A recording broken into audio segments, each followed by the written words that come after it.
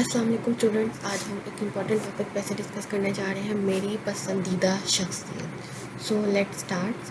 گہنا گیا وہ چاند مگر اس کے نور سے، درو دیوارے وطن کے ہیں تاباں اسی طرح۔ یہ دنیا مختلف و متنوع پہلوؤں کا مجموعہ ہے۔ اس جہان رنگ و بو میں ایسی شخصیات بھی آئیں جو آسمان شہرت پر آفتاب و مہتاب بن کر چمکی اور شہرت دوام پا کر رخصت ہوئیں۔ انہی شخصیات کا انتظار تاریخ کرتی ہے۔ مت سہل اسے جانوں پھرتا ہے فلک برسوں، تب خاک کے پردے سے انسان نکلتے ہیں۔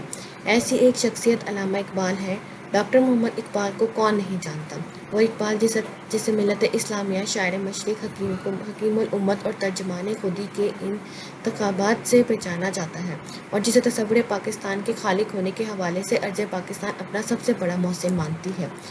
نگاہ بلند، سخن دل نواز، جان پرسوز، یہی ہے رخ سفر میرے کارواں کے لیے۔ وہی اقبال جنہوں نے وقت کے دھارے کے ساتھ بہنے کی بجائے اس کا رخ موڑ کر اپنے فن کا افکار تازہ سے ایک جہان نو کی تخلیق کی۔ اپنے منفرد خصوصیات کی وجہ سے یہ علامہ محمد اقبال میری پسندیدہ شخصیت ہیں، جنہوں نے دنیا کے نقشے میں رنگ بھرا۔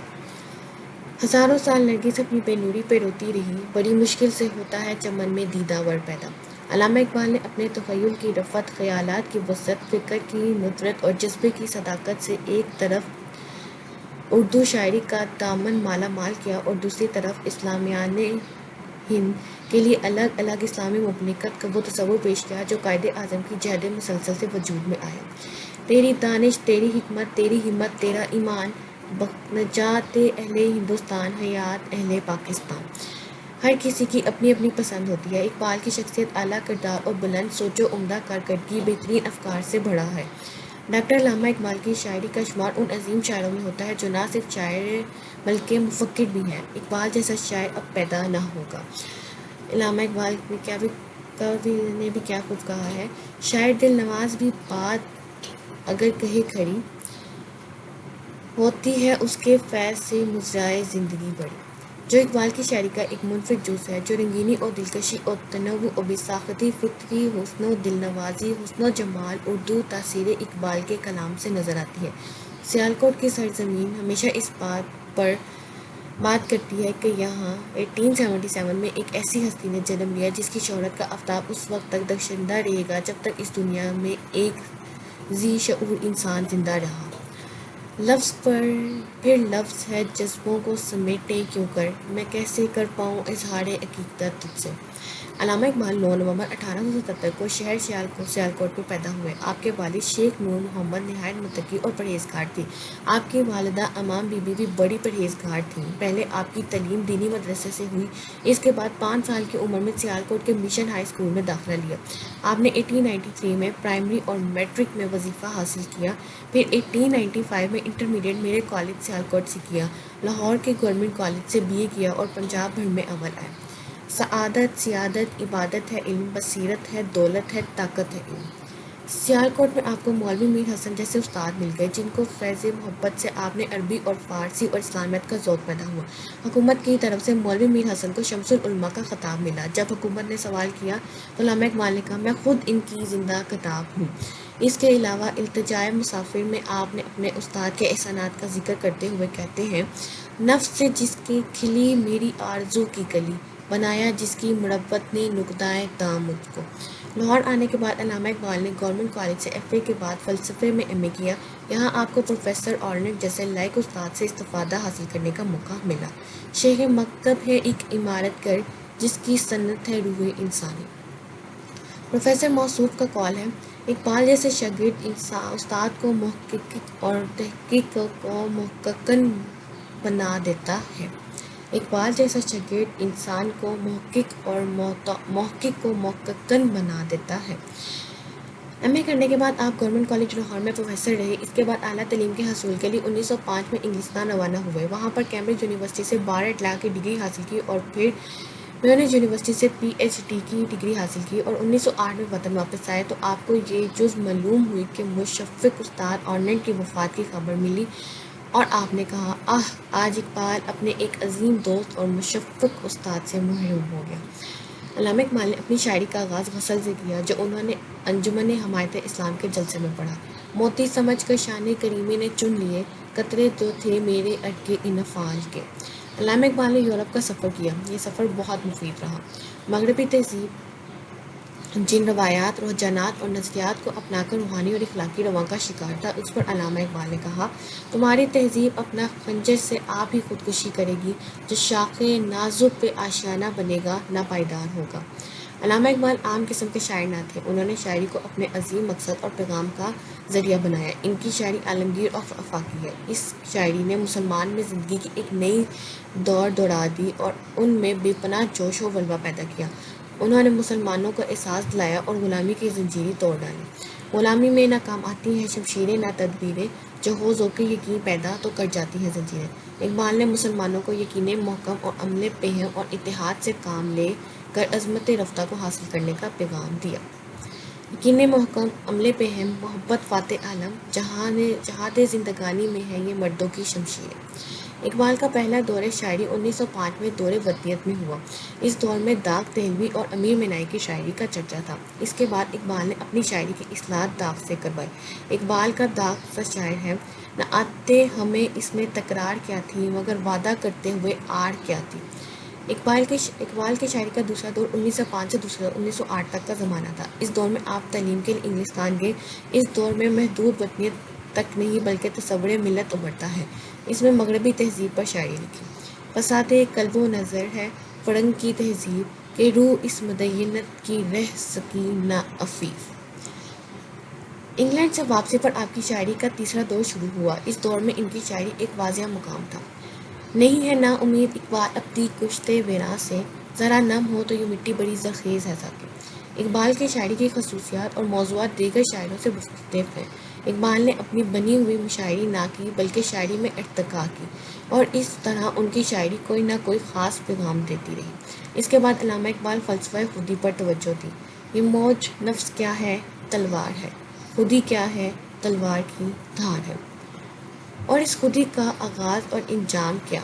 کون سا جذبہ یا طریقہ ہے جو اس سے قائم رکھنے میں مدد معاونت ثابت ہوتی ہے؟ اقبال کے نزدیک خودی کو پہچانا اور اس کو سمجھنا ضروری ہے۔ اپنے فرائض اور حقوق پر نگاہ ڈالیں۔ خودی کا سر نہاں لا الہ الا اللہ، خودی ہے یتر فضان لا الہ الا اللہ۔ اقبال نے قدیم شاعری کو نئی روایت دی۔ قدیم شاعری میں عشق و عاشقی اور وہی فرقت و قربت، وہی ہجر و وصال، وہی آہ و بقا کے مضامین ملتے ہیں۔ اقبال نے لفظ عشق کو ایک نیا معنی عطا کیا۔ مرد خدا کا عمل عشق سے صاحب فروغ، عشق ہے اصل حیات، موت ہے اس پر حرام۔ اس کے بعد اقبال نے اصل توجہ لوگوں کو ان کی غلامی سے نکالنے پر دی اور ان کے اصل مقام سے روشناس کروانے میں کیا۔ اس طرح انہوں نے مرد مسلمان کو مومن بننے کو کہا۔ ہر لحظہ ہے مومن کی نئی آن، نئی شان، گفتار میں، کردار میں، اللہ کی برہان میں۔ علامہ اقبال نے مرد مومن کو اصل مقام سے روشناس کروایا اور اس کو اس کی طاقت کا اندازہ کروایا۔ کوئی اندازہ کر سکتا ہے اس کے زور بازو کا، نگاہیں مرد مومن سے بدل جاتی ہیں تقدیریں۔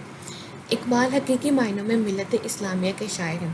ڈاکٹر اشتیاق حسین قریشی نے کہا، کسی شاعر نے ایک قوم کے ذہن پر اتنا اثر نہیں ڈالا جتنا علامہ اقبال نے مسلمانوں کے ذہنوں پر ڈالا ہے، بلکہ انہوں نے پوری انسانیت کو بھی راہ عمل دکھانے کی کوشش کی، اور ان کی زندگی ایک قرب نہ تمام اور سوز مسلسل تھی۔ وہ ساری عمر نہ صرف مسلمانوں بلکہ پوری انسانیت کی فلاح و بہبود اور بہتری، سربلندی اور ترقی کے لیے سوچتے اور تڑپتے رہے۔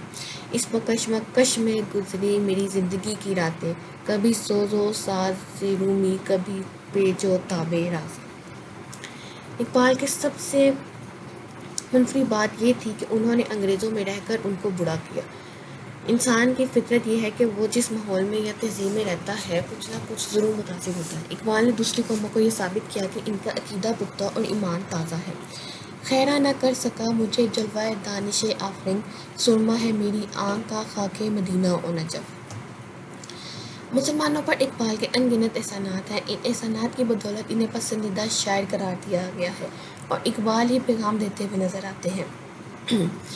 سبق پھر پڑھ صداقت کا، عدالت کا، شجاعت کا، لیا جائے گا تجھ سے کام دنیا کی امامت کا۔ علامہ اقبال نے فارسی اور اردو دونوں باتوں میں شاعری کی اور ان کی تصانیف میں رموز بے خودی، پیام مشرق، زبور عجم، فارسی کے بانگ دراز، ضرب کریم، بال جبریل اردو کے مجموعے ہیں۔ آخری مجموعہ ارمغان حجاز اردو اور فارسی دونوں زبانوں میں موجود ہے۔ ذاتی اور شخصی زندگی میں وہ ایک ملنساز اور نرم دل اور قناعت پسند انسان تھے۔ رسول پاک صلی اللہ علیہ وسلم کی ذات اقدس سے بے پناہ عشق اور لگاؤ تھا۔ اقبال کا کہنا ہے، مسلمانوں کی زندگی کا مقصد آپ صلی اللہ علیہ وسلم کی پیروی کے سوا کچھ نہیں۔ عشق دم جبریل، عشق دم مصطفیٰ صلی اللہ علیہ وآلہ وسلم، عشق خدا کا رسول، عشق خدا کا کلام۔ اس کے علاوہ علامہ اقبال نے حضور صلی اللہ علیہ وآلہ وسلم سے عشق و عقیدت کا اظہار کرتے ہوئے بہت سا کلام لکھا جو کہ قوت عشق سے ہر پست کو بالا کر دے، دہر میں اسم محمد صلی اللہ علیہ وآلہ وسلم سے اجالا کر دے۔ اس کے علاوہ اقبال نے بہت سی نظمیں بھی لکھی کہ محمد سے وفات ہونے تو ہم تیرے ہیں، یہ جہاں چیز ہے کیا لوح و قلم تیرے ہیں۔ نبی صلی اللہ علیہ وآلہ وسلم نے ہمیں توحید کا پیغام دیا۔ علامہ اقبال نے اگرچہ باقاعدہ نعت تو نہ کہی، تاہم آپ کے کلام میں شمار نعتیہ اشعار موجود ہے جن سے عشق رسول کی جھلک ملتی ہے۔ نگاہ عشق و مستی میں وہی اول وہی آخر، وہی قرآن وہی فرقان وہی یاسین وہی طٰہٰ۔ اقبال نے ہر پہلو پر شاعری کی۔ اس طرح اقبال نے توحید یعنی اللہ کی وحدانیت پر بھی شعر آزمائی کی اور اپنا فلسفہ توحید پیش کیا، جس سے انہوں نے مسلمانوں کو پیغام دیا، جس سے ہمیں اقبال نے اطاعت الہی کا بھی سبق دیا کہ ہم اپنے رب کی عبادت کریں۔ نقش توحید کا ہر دل پہ بٹھایا ہم نے، زیر خنجر بھی یہ پیغام سنایا ہم نے۔ اس کے علاوہ علامہ اقبال نے توحید کے بارے میں فرمایا، توحید کی ایمانت سینوں میں ہے ہمارے، آسان نہیں مٹانا نام و نشان ہمارا۔ اس کے علاوہ علامہ اقبال اپنا فلسفہ اطاعت الہی بھی پیش کیا، جس میں اقبال نے مرد مومن کو اللہ کی اطاعت اور اس کے حکم ماننے کی تلقین کی تاکہ وہ جاگے اور اپنی دنیا اور آخرت کو سنوار سکے۔ تقدیر کے پابند بنا داتے جو جمادات، مومن فقط احکام الہی کا ہے پابند۔ ان سچی خوبیوں سے ہی اقبال مسلمان کہلاتے ہیں۔ علامہ اقبال اصل میں نوجوانوں کے شاعر تھے۔ ان کی امیدیں وطن کے نوجوانوں سے وابستہ تھیں، وہی نوجوانوں کی امیدوں کا مرکز تھے۔ اس سے اقبال نوجوانوں کے شہین کا استعارہ استعمال کرتے ہیں۔ تو شہین ہے، پرواز ہے کام تیرا، تیرے سامنے آسماں اور بھی ہے۔ اور فرمایا، شہین کبھی پرواز سے تھک کر نہیں گرتا، پر دم ہے اگر تو نہیں خطرہ افتاد۔ اقبال انقلابی شاعر بھی تھے۔ ان کے انقلابی افکار کو عملی شکل دے کر انہوں نے نوجوانوں میں انقلاب برپا کیا۔ انہوں نے متعدد شعروں میں نوجوانوں کو مخاطب کیا۔ کبھی اے نوجواں مسلم تدبر بھی کیا تو نے، وہ کیا گردوں تھا جس کا ہے ایک ٹوٹا ہوا تارا۔ ان سب کے بعد اقبال نے اپنی جدوجہد پاکستان کے لیے شروع کر دی۔ جب اقبال نے بڑے صغیر میں مسلمانوں اور ہندوؤں بڑھتے اور مخالفین اور ان کی اسلامی اقتدار کی ناقدری دیکھی تو مسلم لیگ کے سالانہ اجلاس نے فرمایا، ہندوستان ایک ملک نہیں بڑے صغیر ہے، یہ مختلف مذاہب سے تعلق رکھنے والے اور مختلف زبان بولنے والے رہتے ہیں اور مسلمان اپنا الگ تشخص چاہتے ہیں۔ علامہ اقبال نے مسلمانوں اور ان کا الگ تشخص برقرار رکھنے کو کہا اور قائد اعظم نے اس کو عملی جامہ پہنایا۔ اقبال نے مسلمانوں کو اکٹھے ہونے کا پیغام دیا، ایک ہو مسلم حرم کی پاسبانی کے لیے، نیل کے ساحل سے لے کر تاب خاک کاشغر۔ جب اقبال نے 2 قومی نظریہ پیش کیا تو یہ شعر پڑھا، اپنی ملت پر قیاس اقوام مغرب سے نہ کر، خاص ہے ترکیب میں قوم رسول ہاشمی، ان کی جمعیت کا ہے ملک و نسب پر انحصار، قوت مذہب سے مستحکم ہے جمعیت تیری۔ پھر اقبال نے مسلمانوں کو نسل پرستی سے گریز کر کے اکٹھا ہو کر رہنے کی تلقین کی۔ بتانے رنگ و بو کو توڑ کر ملت میں گم ہو جا، نہ تورانی رہے باقی، نہ ایرانی نہ افغانی۔ اقبال نے مرد مومن کو کیا کہا، وہ خودی کے فلسفے پر عمل کریں اور اصل مقام پر پہنچے۔ اقبال نے مومنوں کو ان کا اصل مقام دلایا۔ یہ راز کسی کو نہیں معلوم کہ مومن قاری نظر رکھتا ہے حقیقت میں ہے قرآن۔ اقبال نے قوم کی خود شناسائی کا فلسفہ سکھایا، خودی کو کر بلند اتنا کہ ہر تقدیر سے پہلے خدا بندے سے خود پوچھے، بتا تیری رضا کیا ہے۔ اقبال نے اپنی شاعری میں مسلمانوں کو اخوت، مساوات، اتحاد اور یگانگت، بھائی چارے کی تلقین کی۔ ان کے نزدیک مسلمان اگر خودی کی تلوار سے لے کر نکلیں تو کوئی دنیا کی طاقت ان کے سامنے نہیں ٹھہر سکتی۔ جب افراد متحد ہوں تبھی قوم بنتی ہے۔ فرد قائم رب ملت سے ہے تنہا کچھ نہیں، موج ہے دریا میں اور بیرون دریا کچھ نہیں۔ اس کے علاوہ فرمایا، ملت کے ساتھ رابطہ استوار رکھ، پیوستہ رہ شجر سے امیدیں بہار رکھ۔ عظمت اور رفعت کے قدم پر چلتے نظر آتے ہیں۔ ان کے ہاں شاعری اور فلسفہ ایسا دلنواز نغمہ ہے جس نے مردہ روحوں میں زندگی کی نئی دور دوڑا دی۔ علامہ اقبال نے شاعری کی مقصد ملت اسلامیہ کی حیات نو کا جامع نصب العین ہے۔ اپنی کلام کی مقصدی خصوصیات پر شاعر مشرق، حکیم الامت اور ترجمان خودی کہا گیا۔ علامہ اقبال کی شاعری ایک درس، ایک پیغام اور ایک دعوت فکر و عمل ہے۔ اقبال نہ صرف ہمیں دین کی تعلیم پر زور دیا بلکہ آخرت کی بھی تعلیم دی۔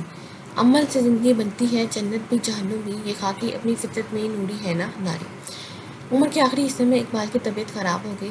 1935 میں آپ علاج کے لیے بھوپال گئے۔ علامہ اقبال 21 اپریل 1938 کو خالق حقیقی سے جا ملے اور بادشاہی مسجد کے سامنے حضوری باغ میں دفن ہوئے۔ آج بھی لوگ وہاں فاتحہ خوانی کرتے ہیں۔ علامہ اقبال نے قائد اعظم کو فرمایا، اگر ہم مسلمانوں کے لیے الگ ملک حاصل کرنے میں کامیاب ہو گئے تو ایک طرف مجھے اس ملک کی صدارت پیش کی جائے اور دوسری طرف علامہ اقبال کی تصنیف، تو میں علامہ اقبال کی تصنیف منتخب کروں گا۔